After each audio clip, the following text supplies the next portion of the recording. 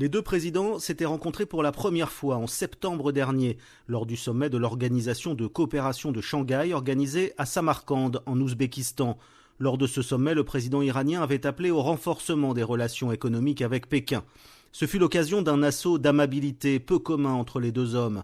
Ebrahim Raïssi s'est engagé à ouvrir toujours plus son pays aux nouvelles routes de la soie chinoise, synonyme selon lui d'un vrai multilatéralisme. En guise de cadeau de bienvenue, Pékin lui aurait livré des outils de surveillance de la population, lui permettant de faire face aux manifestations. L'Iran est désormais membre de l'OCS, tout comme la Russie, dans une sorte de front anti-occidental de plus en plus assumé, avec Pékin en guise de chef d'orchestre. Et il y a tout juste 2 mois encore, le vice-premier ministre chinois, Hu Shunhua, était en visite officielle à Téhéran, signe que ces relations sont amenées à se développer encore davantage. La Chine a signé dès l'arrivée au pouvoir d'Ebrahim Raïssi en 2021 un partenariat stratégique sur 25 ans avec l'Iran, un rapprochement qui inquiète forcément les États-Unis. Écoutez Michael Singh, il est directeur général du centre de réflexion américain Washington Institute et ancien directeur des affaires du Moyen-Orient sous l'administration Obama.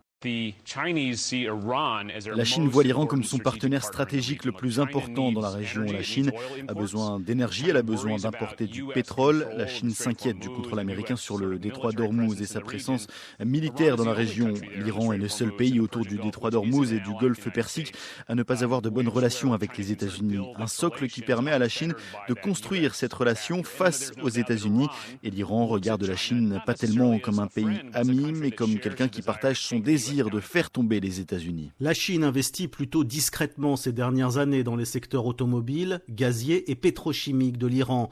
De même, l'Iran a augmenté ses exportations pétrolières vers la Chine en dépit des sanctions américaines. Pékin est le premier partenaire économique de Téhéran depuis déjà une quinzaine d'années. C'est cette volonté de développer ses relations commerciales qui incite notamment Pékin à plaider pour la levée des sanctions américaines et la poursuite du programme nucléaire iranien.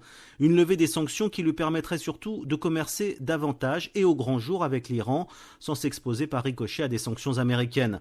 On se souvient ici de l'arrestation au Canada à la demande des autorités américaines de la directrice financière de Huawei, la fille du fondateur du géant des télécoms. L'épopée judiciaire aura duré près de 4 ans.